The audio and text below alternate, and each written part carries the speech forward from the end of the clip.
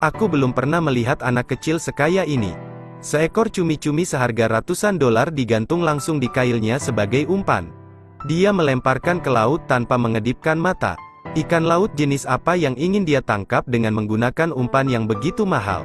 Setelah pancing mencapai dasar, anak kecil itu ingin meminum sebotol minuman untuk menambah kekuatannya. Tanpa diduga, bahkan belum minum 2 teguk pun, ada ketegangan di jalur pancing. Dia segera meletakkan minumannya. Angkat tali pancing di bawah kakinya.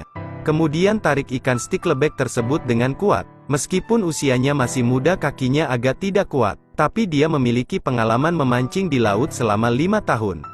Pengoperasian yang terampil sama sekali tidak kalah dengan orang dewasa.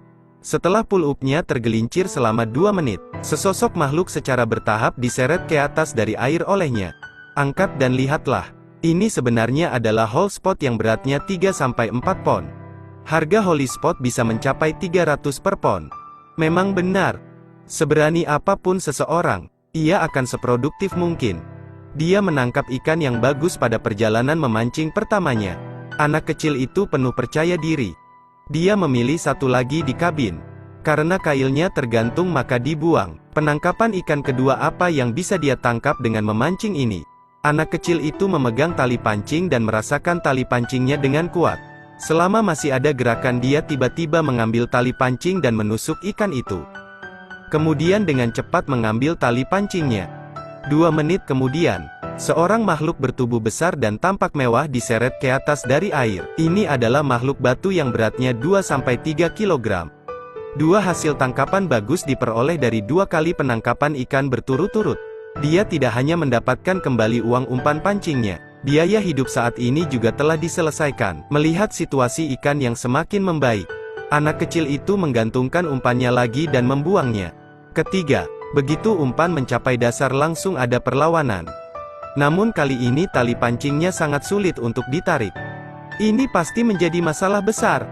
Meski agak sulit untuk menggulung tali pancing, tapi dia bisa dengan mudah mengendalikan situasi.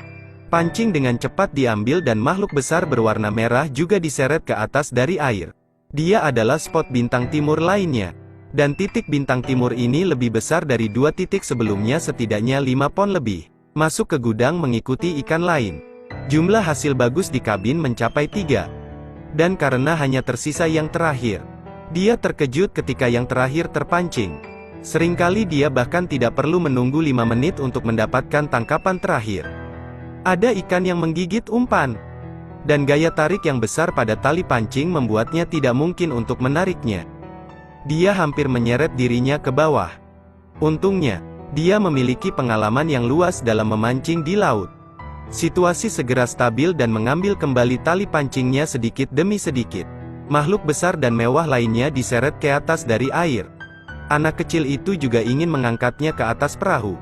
Tapi dia meremehkan berat badannya. Pada akhirnya, ayahnya yang membantu dia naik perahu. Makhluk besar ini memiliki berat setidaknya 10 pon. Memanen ikan ini anak kecil itu juga puas. Jadi, berapa harga 4 ikan ini?